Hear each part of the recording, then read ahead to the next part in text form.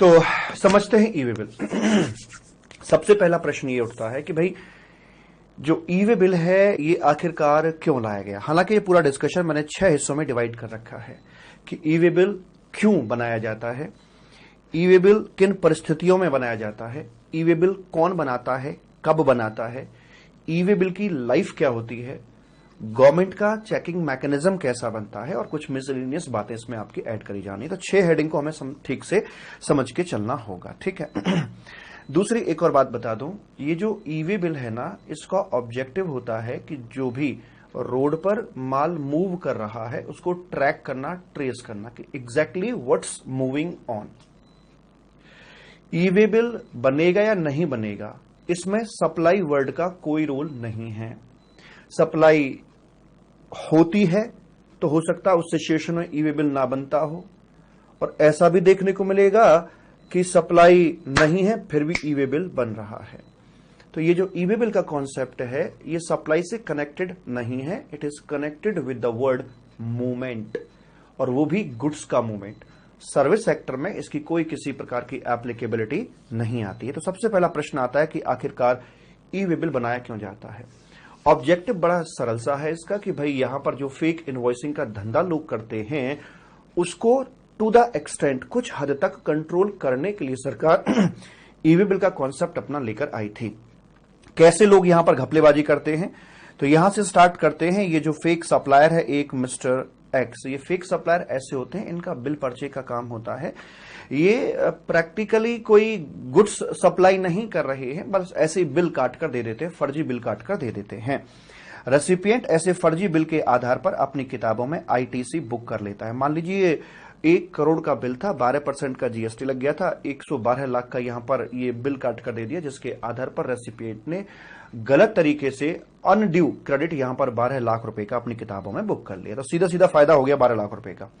तो मान के चलिए अगर इस बंदे की आउटपुट जीएसटी लायबिलिटी रेसिपिएंट की 30 लाख की बनती थी, तो 12 लाख का इसने जो फेक आईटीसी था वो इस्तेमाल कर लिया और अपनी लायबिलिटी को 12 लाख रुपए से कम कर लिया। जहां पर 30 लाख देने थे अब वहां पर ये बंदा सिर्फ 18 लाख ही देगा। इतना ही नहीं, इस बंदे को जीएसटी में तो इवेजन कर गया 12 लाख रुपए का, इसके साथ साथ ये अपना इनकम टैक्स के अंदर भी इवेजन कर जाएगा। कैसे करके भला? इस फेक इनवॉइस के आधार पर वो व्यक्ति अपनी किताबों में खर्चा क्लेम करेगा। 1 करोड़ का खर्चा अपनी किताबों में क्लेम कर लिया, तो income tax point of view से इस बंदे का जो प्रॉफिट है वो 1 करोड़ से कम हो जाएगा। और अगर मान लीजिए इनकम टैक्स का मैं फ्लैट रेट पकड़ लूं 25% का, तो 25% निकाले अगर 1 करोड़ का, तो 25 लाख रुपए का इनकम टैक्स ये सेव कर जाएगा, एवेड कर जाएगा। तो कुल मिलाकर 25 लाख और 12 लाख डीटी आईडीटी दोनों मिलाकर इस बंदे ने भाई साहब 37 लाख रुपए का चूना सरकार को अल्टीमेटली लगा दिया। सर ये जो जिसने इनवॉइस इश्यू किया था फेक वाला, इसे कुछ नहीं मिलेगा? मिलेगा ना इसे भी। ये क्या करता है कि यहां पर 5, 7, 8 लाख रुपए जो भी है इस बिल के अंदर, जैसे मान लीजिए 12% का जीएसटी था, तो चलो 7 लाख इसको पकड़ा दिए, तो 7 लाख कच्चे में इसको पकड़ा दिए, तो कुल सरकार को चूना लगाया 37 लाख रुपए का, जिसमें से 7 लाख सप्लायर को पकड़ा दिया और नेट 30 लाख का जो गेन था, जो इवेजन था, वो यहां पर अल्टीमेटली रेसिपिएंट कर जाता है। तो अल्टीमेटली दोनों ने मिल बांट कर खा लिया और सरकार को यहां पर दिक्कत हो जाती है। तो सरकार ये देखना चाहती थी कि यार ये लोग बोगस बिल का खेल यहां पर खेल रहे हैं और हमें नुकसान पहुंचा रहे हैं, तो इसके लिए वाकई में गुड्स का मूवमेंट हुआ या नहीं हुआ, इस बात पर हमारा कुछ हद तक कंट्रोल होना चाहिए। अब मन में आपकी क्वेरी आ रही होगी, सर जब ये व्यक्ति यहां 12 लाख रुपए का अपना बिल इश्यू कर रहा है तो क्या इसकी आउटपुट जीएसटी लायबिलिटी नहीं बनेगी? इसको आउटपुट जीएसटी भरना नहीं पड़ेगा? बाबू मेरे, इसकी आउटपुट जीएसटी लायबिलिटी बनेगी, लेकिन इसके पीछे एक बड़ा फेक सप्लायर बैठा हुआ होता है। इसके पीछे एक बड़ा फेक सप्लायर बैठा होता है जहां से ये फेक इनवॉइस पीछे से लेता है और इसके पास अच्छा खासा ये आईटीसी यहां पर इन्वॉल्व होता है, जिससे ये सिर्फ सेट ऑफ करता है, कैश में इसकी कोई लायबिलिटी नहीं बनती है। अब आप इसके पास में आ जाओगे, सर जब ये यहां इसको बिल देगा तो इसकी आउटपुट लायबिलिटी नहीं बनेगी। ये अपने पीछे फेक सप्लायर ऐसे करके बैठा होता है। तो इस तरह से फेक सप्लायर की एक लंबी चौड़ी लाइन पीछे तक लगी हुई होती है और कभी कभी ये लाइन खुल भी जाती है। 50-50 कंपनीज, 50-50 फर्म इकट्ठी पकड़ में आती हैं। Is it okay? Yes sir. तो ये इस प्रकार से गोरख धंधा यहां पर चलता रहता है। तो सरकार गुड्स के मूवमेंट को चेक करने के लिए यहां पर बेसिकली ई वे बिल का कॉन्सेप्ट लेकर आई है कि भाई कुछ हद तक हमें पता लगे कि मूवमेंट हो भी रहा है या नहीं हो रहा है। पहले बताइए यहां तक की बात पकड़ में आई या नहीं आई कि आखिरकार ई वे बिल बनाया क्यों जाता है? बताइए मालिक। हाँ बोलो, हाँ फटाफट से हाँ जवाब दीजिएगा। तो गुड्स के मूवमेंट को चेक करने के लिए ही ई वे बिल का कॉन्सेप्ट लेकर आते हैं। अब जो ई वे बिल होता है वो दिखता कैसा है? हालांकि मैंने ई वे बिल के ऊपर पूरा प्रैक्टिकल वीडियो बनाया है, आप चाहें तो सर्च कर सकते हैं। 1 घंटे का पूरा पोर्टल पर जाकर मैंने बता रखा है कि कैसे बनता है, कैसे कैंसिल होता है, कैसे अगर गाड़ी चेंज करनी हो बीच में तो किस तरह से अमेंडमेंट करते हैं, पूरा बना के दिखा रखा है। 1 घंटे का पूरा वीडियो है, अगर आपके पास समय है तो आप उसे देख सकते हैं फास्ट फॉरवर्ड पर। बनने के बाद ई वे बिल कुछ ऐसा दिखाई देता है। इसके अंदर क्या क्या होगा जी? बनने के बाद ई वे बिल का अपना एक ये कोड होता है, यहां पर एक सीरियल नंबर इसका यहां पर दे दिया जाता है हमें। जिस दिन जनरेट किया है वो डेट यहां पर होती है, वैसे करके किसने जनरेट किया है उसका भी रजिस्ट्रेशन नंबर आपका यहां पर आ जाता है। माल रोड के थ्रू जा रहा है, दूरी कितनी है वो भी यहां पर आ जाती है। सप्लाई का टाइप क्या था, कौन से इनवॉइस के अगेंस्ट आपका ये ई वे बिल बनाया गया है, एड्रेस डिटेल आ जाती है, सप्लायर कौन है, रेसिपिएंट कौन है, फिर यहां गुड्स की डिटेल आ जाती है, गुड्स का कोड क्या था, गुड्स प्रोडक्ट का नाम क्या है, क्वांटिटी कितनी थी, कितने वैल्यू का बनता था, यानी कि सेंडर की डिटेल, रेसिपिएंट की डिटेल, गुड्स की डिटेल, ये सारी डिटेल यहां पर आती है। और ये तमाम डिटेल आती है पार्ट ए के अंदर। ई वे बिल 2 हिस्सों में बटा हुआ होता है, एक पार्ट ए है और एक पार्ट बी होता है। तो यहां तक आपका पार्ट ए कंप्लीट हो जाता है। पार्ट बी के अंदर जो होता है मालिक उसमें ट्रांसपोर्टर की डिटेल होती है। पार्ट बी के अंदर ट्रांसपोर्टर की डिटेल होती है सिर्फ और सिर्फ, जिसमें ट्रांसपोर्टर का एक अपना एनरोलमेंट कराना पड़ता है, उसकी आईडी यहां पर आ जाएगी, उसमें फिर डॉक्यूमेंट नेम वगैरह भी आ जाएगा। व्हीकल की पूरी डिटेल्स यहां पर आती है, उसका नंबर क्या है, किस तरह से है, कौन मालिक है, जो भी उसकी पूरी डिटेल यहां पर आपकी अवेलेबल करवा दी जाती है। तो 2 हिस्सों में है, पार्ट ए और पार्ट बी, ऐसे करके। अब सवाल ये उठता है कि आखिरकार ये ई वे बिल को बनाने का अधिकार किसको दिया जाता है? तो मैं आपको बताना चाहता हूं यहां पर कि बेसिकली एक तो सप्लायर होता है, एक रेसिपिएंट होता है, एक ट्रांसपोर्टर होता है। 3 बंदे होते हैं, तीनों में से कोई सा व्यक्ति भी ई वे बिल अपना यहां पर बना सकता है। सप्लायर बना सकता है, ट्रांसपोर्टर बना सकता है, रेसिपिएंट बना सकता है, कोई भी बना सकता है। ऐसा भी हो सकता है कि पार्ट ए भर दिया सप्लायर ने, पार्ट ए भर दिया सप्लायर ने और सबमिट कर दिया, इतने पर ही उसका ई वे बिल नंबर जनरेट हो जाता है। वो ई वे बिल नंबर पकड़ा देता है ट्रांसपोर्टर को और ट्रांसपोर्टर अपनी खुद की डिटेल सेल्फ वहां पर भर सकता है। तो यानी कि 2 व्यक्ति मिलकर भी एक ई वे बिल अपना बना सकते हैं। तो भैया इसमें बनाने की कोई दिक्कत नहीं है, कोई सी भी पार्टी यहां पर ई वे बिल बना सकती है। Is it okay? हाँ सर जी हाँ। फेक बिल का मतलब क्या होता है? फेक बिल का मतलब बोगस, झूठा बिल। जैसे बिल पर चले ना कि मान लीजिए जैसे मैंने किताबों का बिल ले लिया पीछे से, तो एक्चुअल में तो किताबें आई नहीं लेकिन बिल मैंने उसका ले लिया, तो ये फेक बिल होते हैं, झूठे बिल, राइट? ऐसे करके जी मालिक। उसके बाद में आगे बढ़ते हैं प्रभु जी। तो यहां से आपका ये इनवॉइस काट दिया जाता है, ई वे बिल इनवॉइस के साथ में ही बना कर दिया जाएगा। तो बताते हैं कि जैसे ही गुड्स का मूवमेंट होता है तो मूवमेंट के वक्त ई वे बिल उसके पास में होना चाहिए, क्योंकि रास्ते में जब अधिकारी मिलते हैं, चेक करते हैं, तो वहां ट्रांसपोर्टर के पास ई वे बिल अपना होना चाहिए, अदरवाइज दिक्कतों का सामना करना पड़ सकता है। तो पार्ट ए के अंदर सप्लायर की डिटेल, रेसिपिएंट की डिटेल, गुड्स की डिटेल, ये सारी आ गई। पार्ट बी के अंदर जो ट्रांसपोर्टर है उसकी डिटेल यहां पर अपनी आ जाती है, ऐसे करके बताया जाता है। दूसरी एक और बात, ये जो ई वे बिल होता है ये एक नेशनल लेवल का डॉक्यूमेंट होता है। अर्थात अगर आपका यूपी में कारोबार है और हरियाणा आपका गुड्स जा रहा है, मैं तो कह रहा हूं 10 स्टेट में आपका गुड्स घूम रहा है, आपका एक ही ई वे बिल काम करके चलेगा। ऐसा नहीं कि स्टेट वाइज ई वे बिल तैयार किया जाता है। तो इट्स ए नेशनल डॉक्यूमेंट और सभी स्टेट एंड यूनियन टेरिटरी के अंदर आपका ये वैलिड रहता है। इज इट ओके बाबू? हाँ हाँ बोलते रहा करो फटाफट से, ठीक है ना जी। उसके बाद फिर क्या होगा कि जो ई वे बिल बन गया है, 12 डिजिट का इसका अपना कोड होता है, रास्ते में चेक किया जाता है और अधिकारी चेक करने के बाद उससे देखते हैं कि सब कुछ ठीक ठाक है, तो ओके है कि ई वे बिल में जो इन्फॉर्मेशन आपने सरकार को बताई है क्या वैसा ही गुड्स एक्चुअल में मूव कर भी रहा है या नहीं कर रहा है। अब जो ई वे बिल होता है, एक होता है आपका नॉर्मल ई वे बिल और एक होता है आपका बल्क ई वे बिल। जो नॉर्मल ई वे बिल आपका होगा, जैसे मान लीजिए कोई एक असेंबल्ड प्रोडक्ट है, एक कंप्लीट मशीनरी जा रही है, तो वहां पर आपका नॉर्मल ई वे बिल बना दिया जाता है।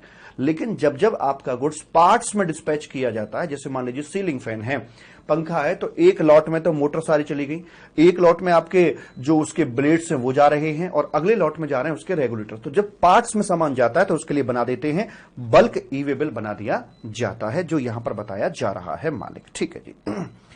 उसके बाद आप ऐसा भी कर सकते हैं, जरा देखकर बताइए सिचुएशन यहां पर क्या रहेगी। एक बंदा ये दिल्ली से है और दिल्ली से सामान जा रहा है, ट्रक चला दिल्ली से, लेकिन इसको अलग अलग रेसिपिएंट का माल उतारना है। एक ही ट्रक में 3 अलग अलग लोगों का माल भरा हुआ है। कुछ मेरठ का भी एक रेसिपिएंट था, उसको भी गुड्स देना है, एक सहारनपुर का था, उसको भी देना, और एक जम्मू का था, उसको भी देना है। तो इस सिचुएशन में आपके ई वे बिल कितने बनेंगे? सर, ई वे बिल का रिकॉर्ड रेसिपिएंट को भी रखना होता है क्योंकि उसने परचेज कर रखी है। तो ऑब्वियस सी बात है, अगर 3 अलग अलग पार्टी है तो तीनों के लिए अलग अलग ई वे बिल यहां पर तैयार करवाया जाएगा। तो 3 ई वे बिल तो आपके बनेंगे ही बनेंगे, लेकिन यहां पर आप चाहो तो ऑप्शनली और एडिशनली तीनों ई वे बिल को कंसोलिडेट करके एक सिंगल ई वे बिल भी बनाया जा सकता है। यानी ये 3 तो बनेंगे ही बनेंगे, लेकिन सुविधा की दृष्टि से इन तीनों ई वे बिल को कंसोलिडेट करके एक ई वे बिल बनाया जा सकता है। वो सारा कुछ मैंने कैसे बनाया जाता है, सारी चीजें पोर्टल पे जाके मैंने आपको सिखा रखी है। अगर प्रैक्टिकली देखना है कैसे बनता है तो वो आप वीडियो देख सकते हैं, जहां पर प्रैक्टिकली सारी चीजें मैंने आपको समझा रखी हैं। तो 3 अलग अलग पार्टी है तो ऑब्वियस सी बात है यार, तीनों के अलग अलग ई वे बिल बनाए जाएंगे। और चाहो तो, मर्जी है, कोई मैंडेटरी नहीं है, चाहो तो तीनों को कंसोलिडेट करके एडिशनली, ये तो बनेंगे ही बनेंगे, इसके अतिरिक्त आप चाहो सुविधा की दृष्टि से कि रास्ते में जब अधिकारी दिखेगा तो तीनों बिल का, ई वे बिल का डेटा एक ई वे बिल के अंदर कंसोलिडेट किया जा सकता है और वो आगे दिया जा सकता है अधिकारी को चेक करने के लिए। राइट? Yes sir. उसके बाद में आगे अगला जो हेडिंग आता है वो ये आता है कि भाई किन परिस्थितियों के अंदर आपका ई वे बिल तैयार किया जाता है। तो पहली बात तो ये है कि यहां पर गुड्स का ना मूवमेंट होना चाहिए। अगर मूवमेंट नहीं है तो ऐसी की तैसी ई वे बिल का ख्वाब भी दिमाग में मत लेकर आइएगा। दूसरी बात ये कि जो कंसाइनमेंट आपका जा रहा है उसकी जो वैल्यू है, कौन सी वैल्यू? Invoice value. उसकी जो इनवॉइस वैल्यू है अगर वो 50,000 से ज्यादा है तो ही ई वे बिल मैंडेटरी होता है, अदरवाइज नहीं होता। ये इनवॉइस वैल्यू का क्या चक्कर है? मान लीजिए वैल्यू आपकी 100 रुपए की है, यहां पर इस पे जीएसटी लग जाता है आपका 12 रुपए का, टोटल वैल्यू होती है 112 रुपए की। तो जो 100 होता है इसे बोलते हैं असेसेबल वैल्यू, और जो 12 होता है ये आपका जीएसटी हो जाता है, अच्छे से जानते हैं।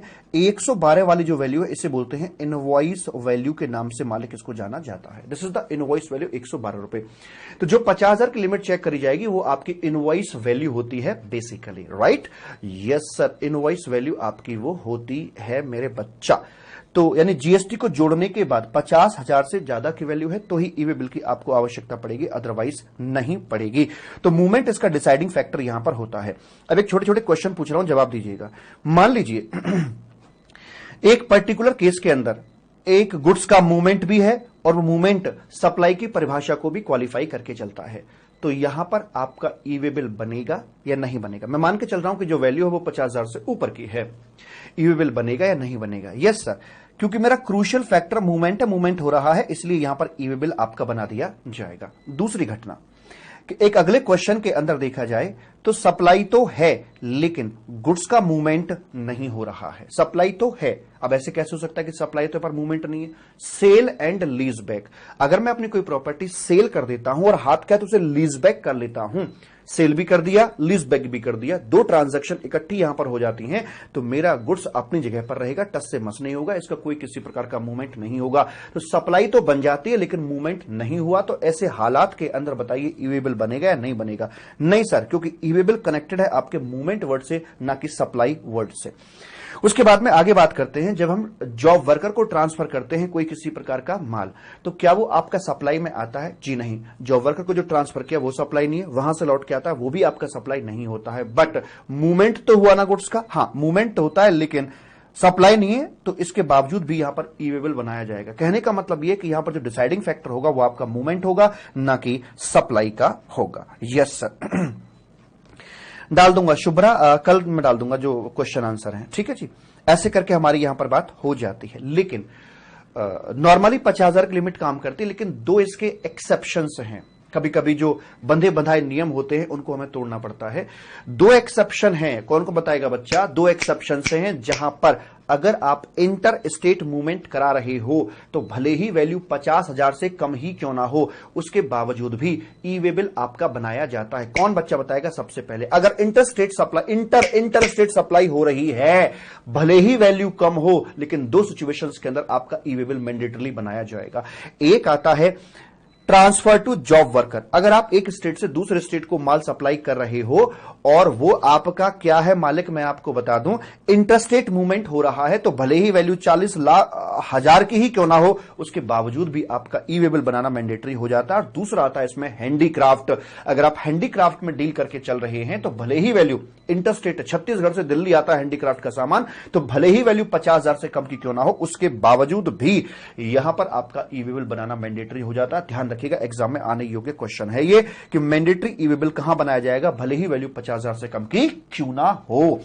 अब बात करते हैं यहां पर आकर कि 50,000 की कैलकुलेशन हम कैसे करके चलते हैं। तो जो भी आपकी टोटल इनवॉइस वैल्यू यहां पर लेकर चलेंगे हम, और उसमें से आप एग्जेम्प्टेड सप्लाई माइनस कर दीजिए। हैं, हां, एग्जेम्प्टेड सप्लाई अगर कोई है तो उसे माइनस कर दीजिए, और उसके बाद देखो वैल्यू आपकी किस तरह से है। या इस बात को दूसरे शब्दों में आपको मैं बोल के चलूं कि मान लीजिए एक सप्लाई आपकी टैक्सेबल कर रहे हो आप अपने इनवॉइस के तहत, 30,000 की टैक्सेबल सप्लाई है, एक एग्जेम्प्टेड सप्लाई है 40,000 रुपए की है, और जो जीएसटी है वो ऑब्वियस सी बात है आपकी टैक्सेबल वाली सप्लाई के ऊपर आएगा, तो 18% से आपका 5,400 आ जाता है। टोटल वैल्यू जो है आपके सामान की 75.4 थाउजेंड यहां पर आकर बन जाती है। मुझे बताइए, आप ई वे बिल के लिए 50,000 की लिमिट चेक करते हैं तो उसके लिए इस वाले केस में ई वे बिल बनेगा या नहीं बनेगा। मालिक जो प्रोडक्ट एग्जाम्प्टेड है जिस पर जीएसटी ही ना लगना, आप ई वे बिल का जो कॉन्सेप्ट है वो किस लिए लेकर आए, ताकि जीएसटी की चोरी ना हो। और अगर कोई एग्जाम्प्टेड गुड्स पर जिस पर जीएसटी लगता ही नहीं है तो ऐसी की तैसी बलामत से क्या मतलब है। तो यहां पर आप जो एग्जाम्प्टेड है इसे यहां से एक्सक्लूड कर दीजिए, बाकी जो आपकी टैक्सेबल वैल्यू है और जो जीएसटी इसको जोड़कर देख लो, तो ये बनेगा आपका 35.4 बनेगा। इसका मतलब 50,000 से नीचे की वैल्यू है, इस केस में आपका ई वे बिल बनाने की आवश्यकता नहीं है। पहले बताइए यहां तक बात पकड़ में आई या नहीं आई, हां या ना मेरे बच्चा। तो यहां पर आपका ई वे बिल बनाना बिल्कुल भी जरूरी नहीं होगा। तो याद रखेंगे, मूवमेंट होना बेहद जरूरी है, और दूसरा इनवॉइस वैल्यू यानी टैक्सेबल सप्लाई और उसके ऊपर का जो जीएसटी है ये जोड़ने के बाद 50,000 से ऊपर बनता है तो ही बात होगी। लेकिन दो एक्सेप्शन है कि वैल्यू भले ही 50,000 से कम की क्यों ना हो फिर भी ई वे बिल बनेगा, और वो दो केस हैं इंटरस्टेट सप्लाई के, एक जॉब वर्कर को ट्रांसफर और दूसरा हैंडीक्राफ्ट गुड्स का ट्रांसफर। ये आपके यहां पर ई वे बिल बनाया जाता है। Is it okay? Yes sir, कोनो दिक्कत वाली बात नहीं है।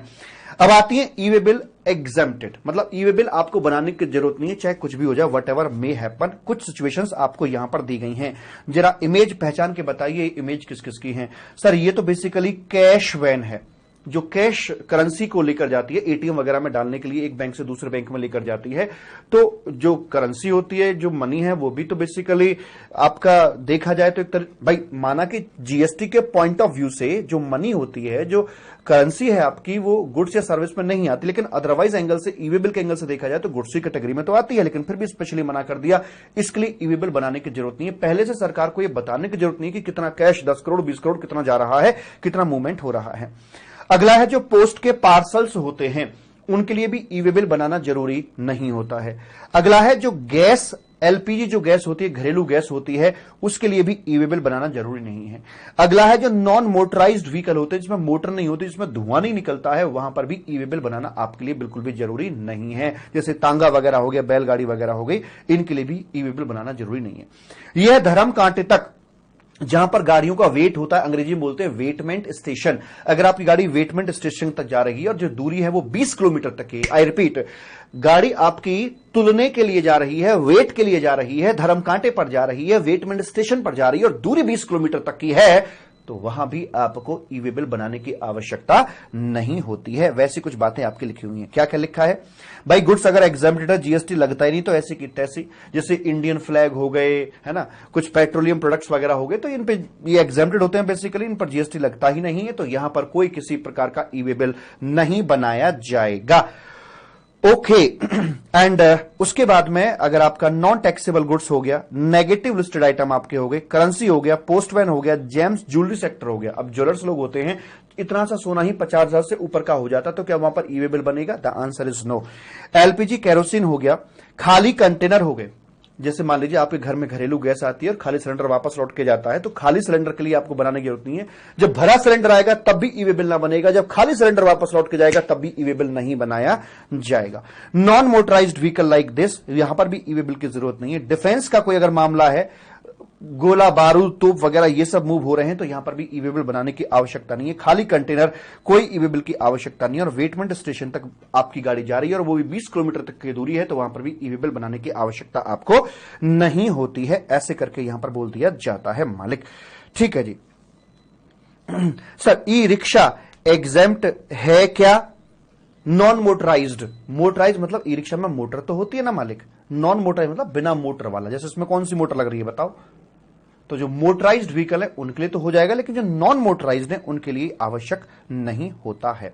एक छोटा सा प्रश्न पूछता हूं, मान लीजिए जैसे कि अभी मैंने बोला कि जब इंडेन से या भारत गैस से आपके घर पर भरा हुआ सिलेंडर आता है गैस का, तो प्रैक्टिकली क्या आ रहा है, सिलेंडर या गैस? अल्टीमेटली तो गैस आ रही है ना। क्या उसके ऊपर जीएसटी सॉरी उसके ऊपर ई वे बिल की बात होगी? नो।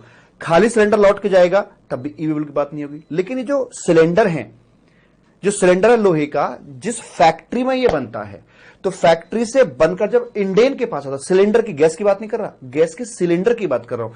सिलेंडर जब बन के आएगा इंडेन के पास में कि ठीक है भाई आप इसमें गैस भर के आगे सप्लाई करो, तो उस मूवमेंट पर ई वे बिल चाहिएगा या नहीं चाहिएगा? Yes sir. तो यहां पर कह रहे हैं कि फैक्ट्री से जब इंडेन के पास में आया खाली सिलेंडर, तो वहां तो ई वे बिल बनेगा, लेकिन इंडेन जब आगे गैस भर के दे रही है या खाली लौट के आ रहा है, तो वहां पर ई वे बिल बनाने की आवश्यकता नहीं होती है। ऐसी वाली बात यहां पर बोल दी जाती है। ठीक सर जी। उसके बाद मेरे बच्चा आगे आ जाते हैं और आगे आके क्या होता है, हां जी, ई वे बिल कौन बनाएगा और कब ई वे बिल बनाया जाता है? ई वे बिल तीनों में से कोई सी भी पार्टी बना सकती है। सप्लायर बना सकता है, रेसिपिएंट बना सकता है, ट्रांसपोर्टर बना सकता है। कब बनाएगा? Before movement of goods. Goods का क्योंकि मूवमेंट से टिका हुआ है, सारा कनेक्शन मूवमेंट से है, रास्ते में चेक किया जाएगा, तो ऑब्वियस सी बात है जब गुड्स का मूवमेंट हो रहा है या उससे पहले आपका ई वे बिल बन जाना चाहिए। लेकिन रेलवे के केस में क्या करके चलोगे? जैसे मान लीजिए आपका गुड्स रेल के जरिए ढोया जा रहा है या एयरक्राफ्ट या शिप के जरिए ढोया जा रहा है, तो उस केस में ई वे बिल कौन बनाएगा? तो मालिक वहां पर मैं आपको बता देना चाहता हूं, जैसे मान लीजिए मेरा गुड्स दिल्ली से आगरा जा रहा है रेल में, तो वहां पर ट्रांसपोर्टर की कोई जिम्मेदारी नहीं है ई वे बिल बनाने की। ई वे बिल सप्लायर या रेसिपिएंट ही बनाएगा, क्योंकि अगर ट्रांसपोर्टर की जिम्मेदारी दी जाए तो भाई साहब कितने सारे लोगों का माल उसमें ट्रेन में जा रहा है, ट्रांसपोर्टर रेलवे वाले तो पागल हो जाएंगे ई वे बिल बनाते बनाते। तो ट्रांसपोर्टर को कोई यहां पर राइट नहीं दिया गया है, ईदर द सप्लायर और द रेसिपिएंट, इनमें से ही कोई एक यहां पर आपका ई वे बिल बनाकर चलेगा। और एक और बात बता दूं, जनरली ट्रक के केस में जब रोड की बात करते हैं तो मूवमेंट से पहले ही आपको ई वे बिल चाहिए होता है, राइट। लेकिन इस मामले के अंदर रेल की बात करें, एयर की बात करें या शिप की बात करें, इसमें मूवमेंट के बाद भी ई वे बिल बनाया जा सकता है। लेकिन जब डेस्टिनेशन रेलवे स्टेशन पर वो बंदा डिलीवरी लेने के लिए आएगा तो उसे ई वे बिल की कॉपी दिखानी पड़ेगी। तो इसलिए मूवमेंट के बाद बनाया जा सकता है, लेकिन डिलीवरी लेने से पहले डेस्टिनेशन रेलवे स्टेशन पर। क्यों? क्योंकि जब तक डिलीवरी नहीं मिलेगी, जब तक सामने वाला रेसिपिएंट ई वे बिल की कॉपी नहीं दिखा देगा, वैसे करके। तो आफ्टर मूवमेंट ऑफ गुड्स बन जाएगा, but before delivery at destination station, right? Yes sir. Sir एक वीडियो में सारा रिवीजन कवर्ड है या और लेक्चर हैं सर चैनल पे, प्लीज बता दीजिए। ये आपका आखिरी है, और भी है, मतलब ऐसा नहीं, चैप्टर वाइज मैंने बनाए हैं। किसी रिवीजन वीडियो में एक चैप्टर है, किसी में 2 चैप्टर है, ऐसे करके मैंने आपको रिवीजन वीडियोस दिए हैं। ठीक है जी गौरव? हाँ सर जी एकदम ठीक है। बाबू यहां तक बात समझ में आई? ओके बोलो पहले कि ये कब बनाया जाता है, कौन बनाएगा? तो रोड वाले में तो तीनों में से कोई सी भी पार्टी यहां पर बना सकती है, दिक्कत वाली कोई बात नहीं है, और बिफोर मूवमेंट बनाना पड़ेगा। लेकिन इस प्रकार के जो पब्लिक ट्रांसपोर्ट्स हैं, ये रेल, एयर और शिप के, इसमें सिर्फ 2 ही पार्टी रह गई है बनाने के लिए, ईदर सप्लायर और रेसिपिएंट। और बनाओगे मूवमेंट के बाद, लेकिन डेस्टिनेशन पर पहुंचने से पहले, क्योंकि डिलीवरी उसी के आधार पर आपको यहां दी जाती है। ऐसे करके बात बोल दी जाती है। उसके बाद ये तो बन गया, ई वे बिल का बर्थ तो यहां पर हो जाता है। अब बात करते हैं डेथ की। ई वे बिल कैसे खत्म किया जाता है? अब जैसे यहां पर मैंने, जब भी मैं क्लास में पढ़ाता हूं अपना रेगुलर बैच के अंदर, तो ई वे बिल पूरा बना के दिखाता हूं प्रैक्टिकली आंखों के सामने। जितनी भी थ्योरी है, एक एक चीज को पोर्टल से लिंक करके, तब आती है वास्तव में बात समझ में। अगर आपके पास वाकई में समय हो ना मालिक, तो मेरा सर्च कर लेना यूट्यूब चैनल पर, ई वे बिल का 1 घंटे का है पूरा प्रैक्टिकल। प्लीज यार करके देखना। अगर जीवन में कभी ई वे बिल भूल जाओ तो आप मुझे बताइएगा, क्योंकि सिर्फ थ्योरी जब पढ़ते हैं तो चीजें भूल जाते हैं, लेकिन प्रैक्टिकली एक बार करके देख लेते हैं तो फिर कभी जीवन में नहीं भूलते उसे।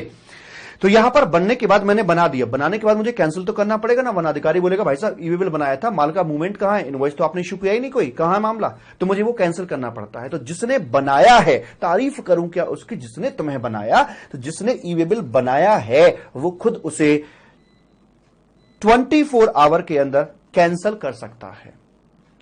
और जो अनदर पार्टीज हैं वो 72 घंटे के अंदर अंदर उसे रिजेक्ट मार सकती है। जैसे कि मान लीजिए मेरी गाड़ी वाले से बात हुई, ई वे बिल मैंने बना दिया, अब गाड़ी वाला कहता है कि भैया मैं नहीं जा सकता, मैं कहा नहीं जाना पड़ेगा, नहीं जाऊंगा, तो ई वे बिल, चूंकि गाड़ी वाले का नाम आ गया कि इस गाड़ी से माल गया, तो गाड़ी वाला भी इसे यहां पर आकर रिजेक्ट मार सकता है। ई वे बिल का नंबर उसके पास में आ जाता है 12 डिजिट का, उसके आधार पर वो उसे रिजेक्ट मार सकता है, या रेसिपिएंट रिजेक्ट मार सकता है। या अगर रेसिपिएंट ने बनाया है ई वे बिल, तो वहां पर आकर सप्लायर या ट्रांसपोर्टर कोई सा भी इसको रिजेक्ट मार सकता है। तो जिसने बनाया है वो 24 घंटे में कैंसिल कर सकता है, और अदर दो जो पार्टी रह जाती है वो उसे 72 घंटे के अंदर किसी भी समय उसे रिजेक्ट मार सकती है। सर फिर तो बहुत अच्छा है, बना दो, गुड्स का मूवमेंट करा दो, जब मूवमेंट हो जाए तो रिजेक्ट मार दो, कैंसिल कर दो, क्या दिक्कत वाली बात है। जी नहीं, अगर आपका मूवमेंट एक बार हो गया और वो आपका वेरीफाई रास्ते में हो जाता है, तो वेरिफिकेशन होने के बाद में फिर आपका वो किसी भी कीमत पर कैंसिल नहीं हो सकता है, इस बात का ध्यान रखिएगा। और जब अधिकारी उसे चेक करता है तो उसकी जो वेरिफिकेशन रिपोर्ट होती है उसे पोर्टल पर अपडेट करता है कि हाँ मैंने ये गुड्स वेरीफाई कर लिया, सब कुछ ओके है। तो एक बार अगर रास्ते में चेक हो गए तो फिर वो कैंसिल या रिजेक्ट आपका नहीं करवाया जा सकता है। राइट सर, आगे बात करते हैं इसमें इसकी लाइफ को लेकर। इस कायनात में कोई भी चीज अगर जन्मी है तो उसकी मृत्यु निश्चित है। तो ऐसे ही जो ई वे बिल एक कागज का टुकड़ा ही तो है यार, अगर जन्मा है, जन्म लिया है, तो अपनी एक लाइफ भी कैरी करता है। अब इसकी लाइफ क्या होती है वो देखना है। दूसरा, अगर मान लीजिए आपने ई वे बिल कैरी तो कर रखा है लेकिन वो डेड है, एक्सपायर कर चुका है, तो पता है आपका जो गुड्स है ट्रक में उसको सीज कर दिया जाएगा और आगे सीज करके उसको कॉन्फिस्केट कर दिया जाएगा, अर्थात उसकी जो ओनरशिप है वो सरकार के नाम में ट्रांसफर करके भरे बाजार नीलाम कर दिया जाएगा। इसलिए इस बात का ध्यान रहे कि जो ई वे बिल आप कैरी कर रहे हो गुड्स के साथ में वो जिंदा होना चाहिए, ना कि मृत। तो आखिरकार ई वे बिल की लाइफ क्या है, ये सवाल यहां पर आकर उठ जाता है। तो बता रहे हैं बाबा, सुनिए जरा।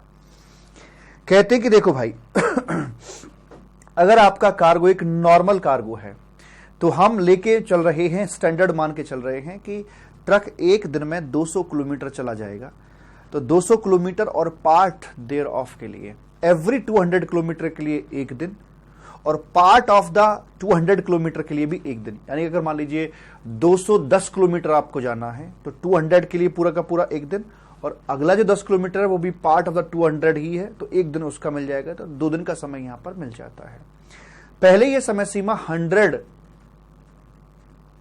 किलोमीटर पर डे हुआ करती थी, पर चूंकि आप जानते हैं हमारे हाईवे मैन गडकरी जी, अब जहां देखो हाईवे ही हाईवे हैं, गलियां तो खत्म ही हो गई हैं। यहाँ छोटी छोटी गलियां हुआ करती थी, वहां भी हाईवे बना डाले साहब। तो वैसे करके यहां पर है। तो भाई अब जब इतना सब कुछ हो रहा है तो निश्चित तौर पर कहीं ना कहीं इनमें स्पीड में तो बढ़ोतरी करनी चाहिए ना, तो कर दिया। अब यहां सर अगर ओवर डायमेंशनल कार्गो हो तो, अब देखिए ओवर डायमेंशनल कार्गो है तो भाई मेरे वहां पर 20 किलोमीटर पर डे और पार्ट देयर ऑफ दे रखा था, और वो वैसे ही है, क्योंकि अगर कार्गो इस टाइप का है तो मुझे नहीं लगता कि स्पीड हाईवे अच्छा होने से भी कुछ बढ़ पाएगी, क्योंकि स्पीड बढ़ाने से यहां पर मामला काफी रिस्की हो जाता है। तो over dimensional, I am not talking about overload, overload नहीं कह रहा, ओवर डायमेंशनल की व्हीकल की डायमेंशन से बाहर निकल रही होती हैं कार्गो की डायमेंशंस। तो यह है 20 किलोमीटर के हिसाब से। दूसरा, अगर मल्टी मॉडल है तो मल्टी मॉडल का मतलब क्या हो गया कि आपका गुड्स बॉम्बे से जाना है कलकत्ता, भारत के नक्शे पर आ गए, आगे बॉम्बे से कलकत्ता जाना है।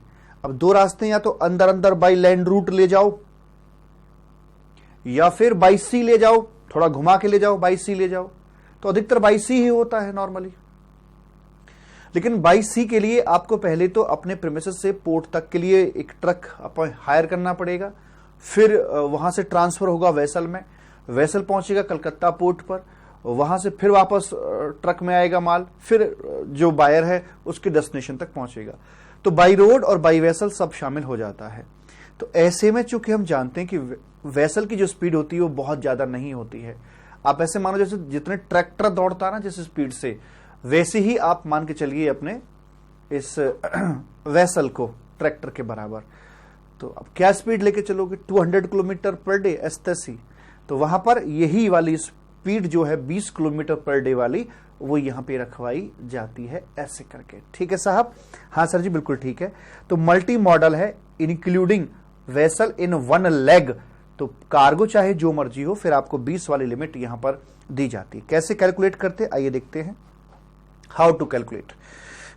नॉर्मल कार्गो है आपका, ठीक है, 421 किलोमीटर की दूरी है। तो 200 के पीस बनाइए, कितने बने? 2 पूरे बन जाएंगे, बाकी बचा 21 किलोमीटर, वो पार्ट ऑफ द 200 किलोमीटर है। तो यहां पर बन गए आपके 3 दिन। ठीक, यस। तो 3 दिन का मतलब भाई साहब स्टार्टिंग डेट अगर मूवमेंट 1/1/2022 से यहां से हो रहा है तो 3 दिन जोड़ दीजिए सर, 4/1/2022, 4/1/2022 ये अपना बन जाएगा यहां पर आकर। ओके, 4/1/2022, ठीक साहब। ये आ गया, यहां तक वैलिड रहेगा। इसके बाद भी लेके घूमोगे तो ऐसे मानो जैसे किसी लाश के साथ घूम रहे हो, और जो गुड्स है वो सीज हो जाएगा। इसलिए इसका जिंदा होना बेहद आवश्यक है। ओवर डायमेंशनल कार को 20 का भाग लगा दो, कितनी बार जाएगा? 11 बार पूरा चला जाएगा और 1 किलोमीटर बचेगा। 20 का भाग लगाएंगे नहीं सर, 21 बार, 21 बार पूरा चला जाएगा और 1 बचेगा सर। तो 1 किलोमीटर जो बचा तो उसके लिए 1 दिन। तो कुल मिलाकर 21 + 1 दिन, 21 दिन ये रहा, 1 दिन ये रहा, 22 दिन हो गए। और अगर इसका शुरुआत थी 1/1 से तो 22 दिन जोड़ दीजिए तो 23/1/2022 तक, जब तक घड़ी में इतना समय दिख रहा होगा, ये ई वे बिल आपका वैलिड रहेगा। मल्टी मॉडल है इंक्लूडिंग वेसल है, तो और 421 किलोमीटर की दूरी है, तो वही 20 किलोमीटर पर डे वाली लिमिट मिलेगी, और वही इसकी जो लाइफ है वो 21 जनवरी 2022 तक आ जाएगी। राइट है जी? हाँ सर जी राइट है। पहले ये हाथ से लिखवाया जाता था, अभी आपकी बुक के अंदर ही शामिल है, अलग से कुछ करने की जरूरत नहीं है। ये भी आगे बात करते हैं। यहां पर आकर मल्टी व्हीकल की बात करी जाती है। जब एक जर्नी होती है ना भाई मेरे, जैसे यहां से यहां तक एक जर्नी हो रही है, और मान लीजिए जर्नी है आपकी 800 किलोमीटर की, ठीक है। तो इस जर्नी में कभी कभी क्या होता है कि मल्टीपल व्हीकल का इस्तेमाल हो जाता है, ब्रेक डाउन होने की वजह से, एक्सीडेंट होने की वजह से, परमिट की वजह से, या किसी और कारणों से माइट बी पॉसिबल कि मल्टी व्हीकल यहां पर इस्तेमाल हो जाए, मल्टी ट्रक यहां पर इस्तेमाल हो जाए। ई वे बिल तो निश्चित तौर पे बनेगा और यहीं शुरू में ही बन जाएगा, नो डाउट। तो जब मल्टीपल व्हीकल आपके इस्तेमाल किए जाते हैं तो क्या करना होता है कि उसका जो पार्ट बी होगा ना ई वे बिल का, तो पार्ट बी को आप अपडेट करते चले जाएंगे। ड्रॉप डाउन लिस्ट टाइप वो होती है इसमें। इवन जो पार्ट बी है वो एक्सेल शीट्स के द्वारा सपोर्टेड होता है, तो उसमें प्लस का निशान बना हुआ होता है। जैसे प्लस का निशान आप प्रेस करते तो आपके सामने एक रो खुल जाती है, उसमें आप नए ट्रांसपोर्टर की डिटेल डाल सकते हैं और सारी चीजें अपनी अपडेट होती चली जाती है। लेकिन यहां पर एक रिलैक्सेशन दिया गया है। जनरल प्रोविजन में यही कह रहा हूं कि आपके अगर 10 ट्रक इस्तेमाल हुए जर्नी में, तो 10 ट्रकों की डिटेल एक ही ई वे बिल पर आ जाएगी। लेकिन उन 10 में से उस वाले ट्रक की डिटेल पार्ट बी में देनी जरूरी नहीं है। कौन से वाले की? उस वाले की देनी जरूरी नहीं है जो कि इंट्रास्टेट मैनर में छोटी दूरी के लिए इस जर्नी का हिस्सा बना है। इंट्रास्टेट ट्रांजैक्शन में विद लोकल में ही छोटी दूरी की जर्नी का हिस्सा बना, तो उस वाले की डिटेल देनी जरूरी नहीं है, उस छोटों की डिटेल देनी जरूरी नहीं है, ऐसे कह रहे हैं।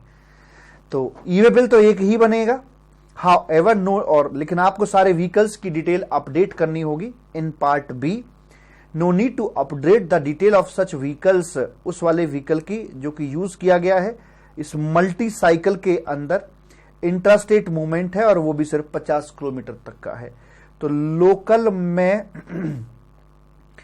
लोकल में स्मॉल डिस्टेंस आप रख के चल रहे हैं, तो उस वाले की पार्ट में ये नहीं कह रहा कि ई वे बिल ना बनेगा, ई वे बिल तो बनेगा, लेकिन उस वाले ट्रक की डिटेल अपडेट करनी जरूरी नहीं है। एग्जाम्पल दिए हैं मैंने यहां पर आकर, ट्रक 1 2 3 4 ये ऐसे आ रहे हैं, तो ई वे बिल यहीं पर बन जाएगा और सभी ट्रक, पहले इसकी डिटेल आ गई होगी शुरू में, फिर इसकी जो भी ट्रक इस्तेमाल हुए हैं सबकी डिटेल पार्ट बी के अंदर आ जाती है। इलस्ट्रेशन नंबर 2 है, ये इंटरस्टेट है और 40 किलोमीटर तक के लिए ट्रक 1 में गया, ई वे बिल बन जाएगा और इस ट्रक की डिटेल भी उसमें आ जाएगी। क्या रिलैक्सेशन मिलेगा? नहीं मिलेगा, क्योंकि ये इंटर है, ठीक है, क्रॉस बॉर्डर है।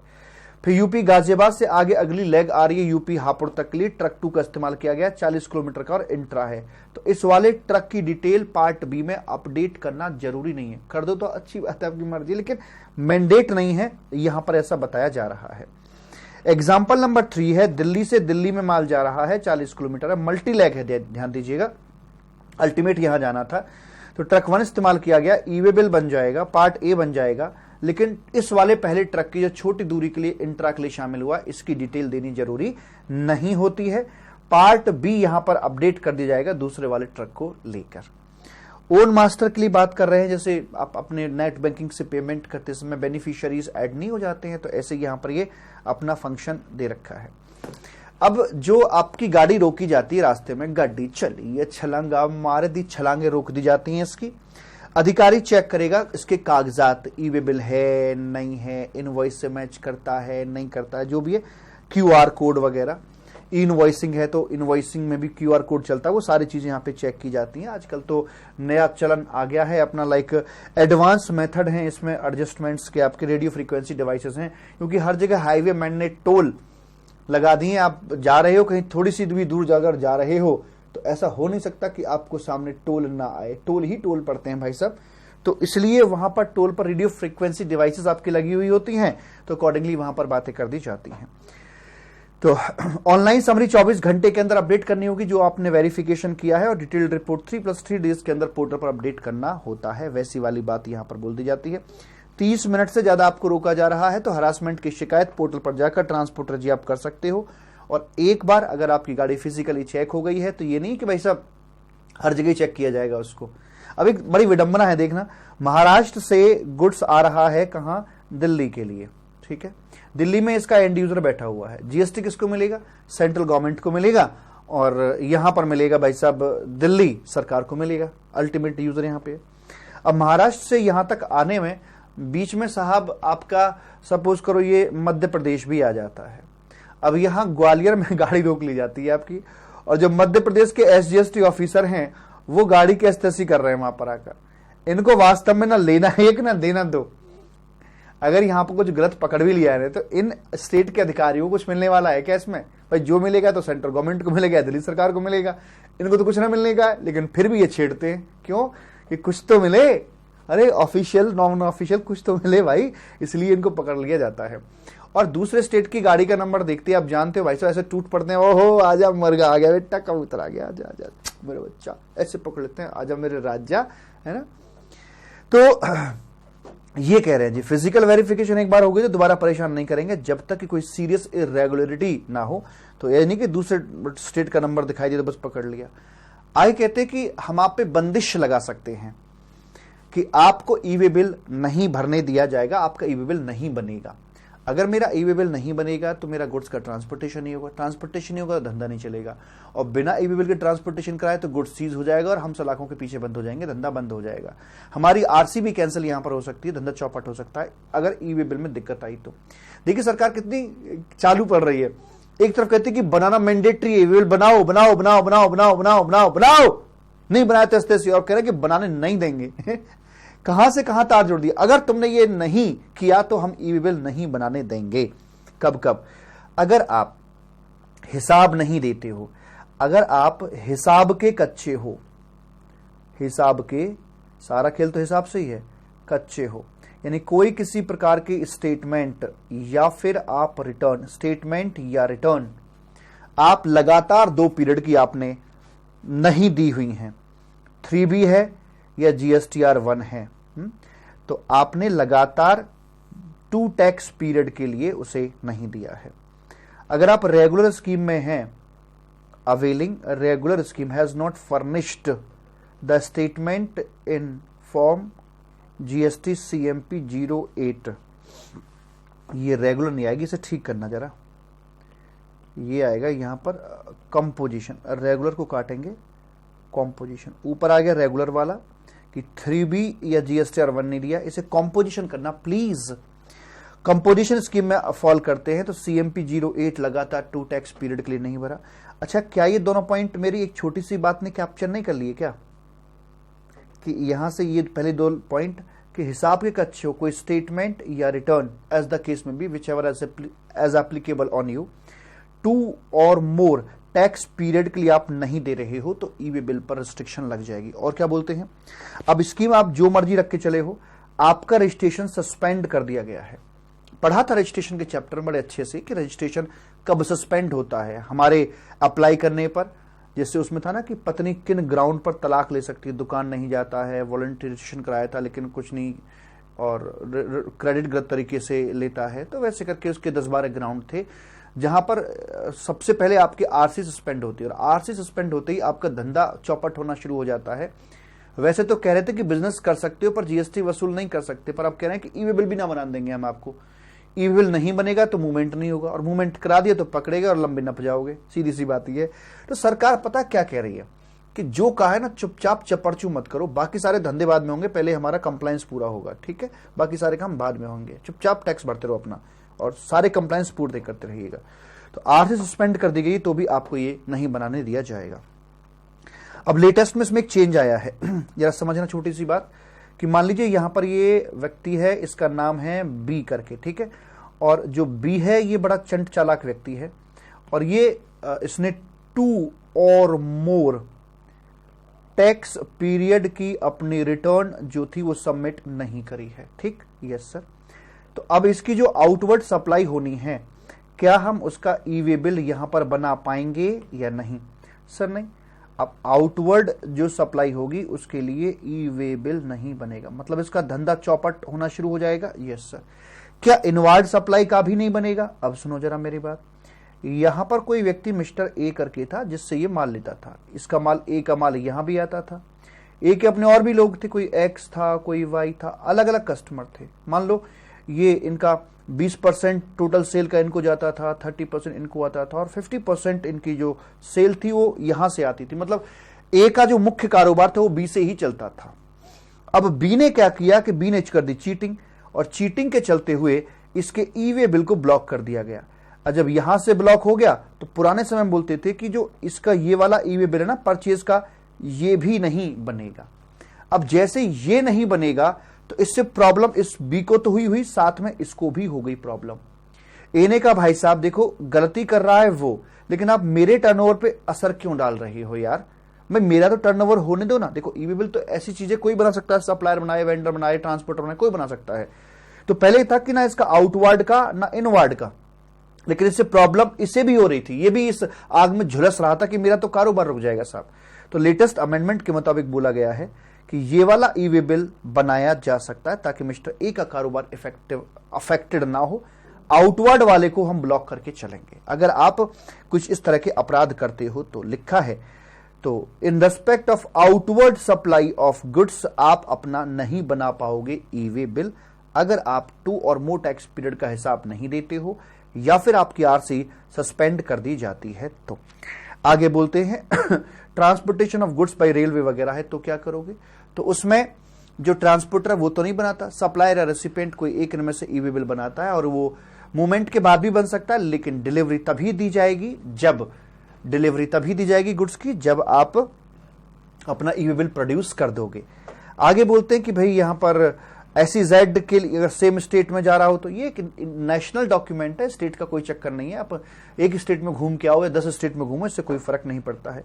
DTA टू ऐसी जेड के लिए नॉर्मली ई वे बिल जनरेट होगा अगर अलग से कोई एग्जम्पशन इसकी नहीं दे रखी है।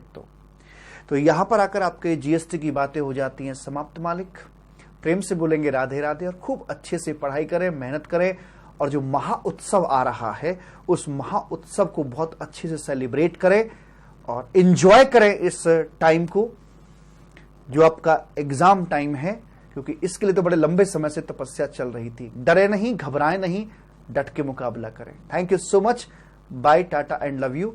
राधा रानी कृपा आपके ऊपर सदा सदा यूं ही बनी रहे। इन्हीं कामनाओं के साथ मैं आपसे विदा लेता हूं। Bye bye.